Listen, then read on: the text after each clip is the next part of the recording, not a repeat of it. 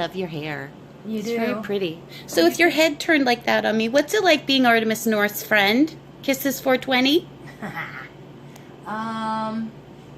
love it. Artemis North is the best friend in the world to me, and she's been very supportive, and I love her dearly. Wow, you're going to make my head all burst apart. Well, you've helped me through a lot. I mean, you were just talking about going through your depression and stuff, but you know what you've helped me through, so And I love you. I love you too. So anything weird you want to say? I am your god. So I'm checking out your hair because it's like so pretty. It's like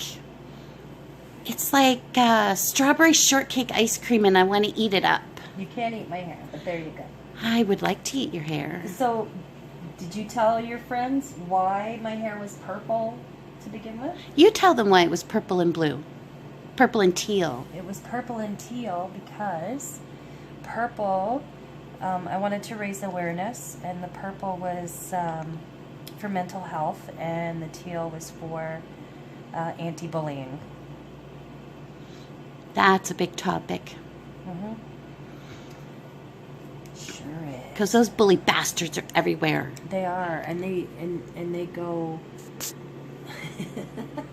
Tilly's right into this conversation. They go on the net. They're everywhere. They're cyber bullies. Tilly thinks bullies are everywhere too. She said, "What are you doing, Tonty? Tilly's a bully. Are you a bully?" You're not a bully, are you, my baby girl? You are my Tillerina. Oh! Today, darling, I don't have my face on. This is Kisses 420. No, this is Kisses 420. You're not Kisses 420. Well, I'm Artemis North. You're Kisses 420. That's what I just said. So I want to interview you, Kisses 420 Gaga. Okay. What's it like being Artemis North's BFF?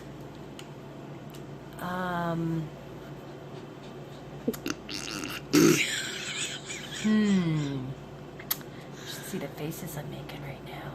I can't. All I see is hair. Adventurous. Ooh. Crazy. Nutty. Zany. Marco! Follow. See? Oh, that's a habit now. We share farts in stores. Right? And blame them on the dudes that walk around. Well, it must be a man fart. If it stinks, it's a man fart. That's right. I don't fart, I fluff. So, what did you first think when you met me? Holy fuck, what a whack job. No, I went in thinking, where the fuck are the cigarettes, man? I don't see them. And of course, we kept them under the counter. Right? Yeah. And I had to ask you for some. And then I noticed your necklace. And you noticed mine. Oh, yeah, it was pretty hot, babe. And I fell in love with the sundae that you gave me. Well, it had to be good. Pot? Yeah. Various reasons. It's true. None of which consist of wanting to cough. I know, but, you know, when it goes so many years smoking the same stuff all the time. But I have fibromyalgia. I have PTSD. I have anxiety and panic attacks. I have agoraphobia, night tremors. I'm a mental case. no, you're my mental case. Imagine me without the pot. No, I don't want to. Because it helps. I've been dealing with depression all of my life. As far back as age 11, I started having problems. and had no trust in anybody. Back then, the healthcare system when it came to mental health was lacking. Do you think it's gotten any better? Yes and no. I mean, you've heard of my problem at the hospital with the seclusion room. Where they leave you just in a room. You've gone there for help, and they leave you in a room by yourself without anything to do. Right. What they did was I went in to, I was upset. I was on the edge. I had racing thoughts. And I went to them for help. And they put me in this seclusion room, which consisted of no windows, no TV, no radio. The bed was secured to the floor. 2 chairs, no magazines, nothing. And they took all of my possessions and left me there for 14 hours. That would make you nuts. And I spent most of the time pacing, and it was a small room. It was probably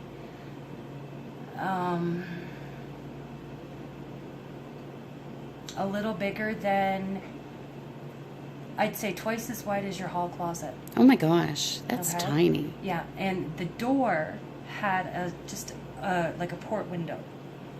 And every 15, 20 minutes, a security guard would come up and look in, go on the mic, and walk away. You had to ask permission to go to the bathroom. I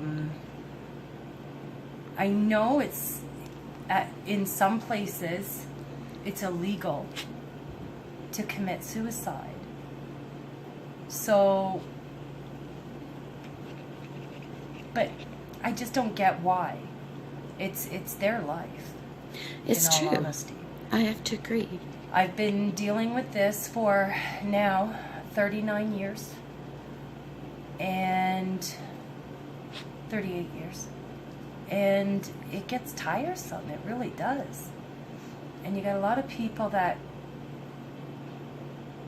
tend to hone in on you when you're vulnerable, for sure. It's true. But I vowed I would never, and I told this to my doctor, I've told this to everyone, yourself included, that I will never go back to the hospital again, ever.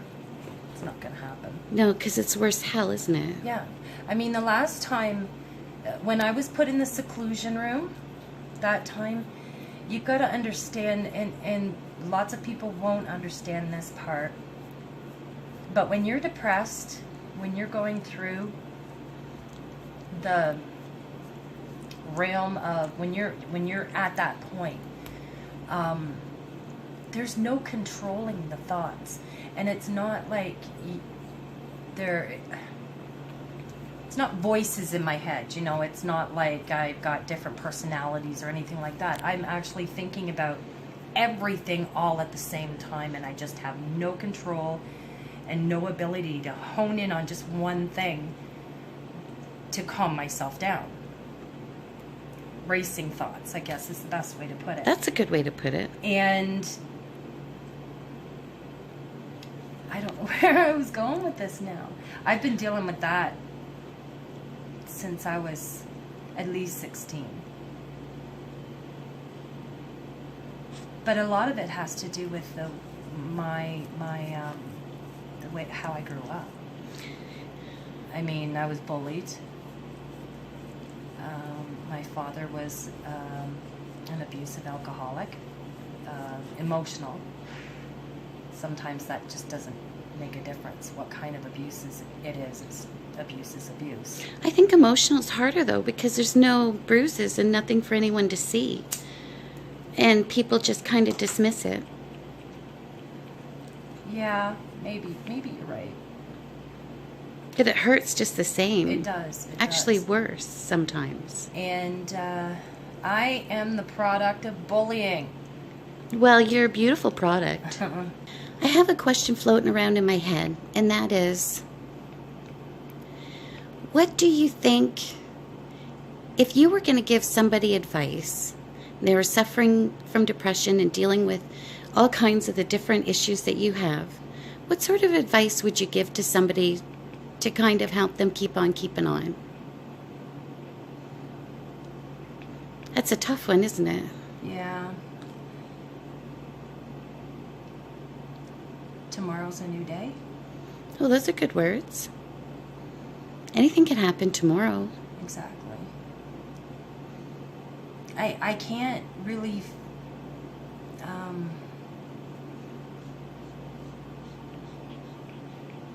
I don't have anything positive I can say right now. That's okay. To be honest, well, you know, because I'm where I'm at. You know? Yeah. Well, I just want to say for public that I love you and I respect you, and I've seen you work very hard over the years we've known each other. Thank you. I love you and respect you too. Yeah, that was Thank really you. convincing.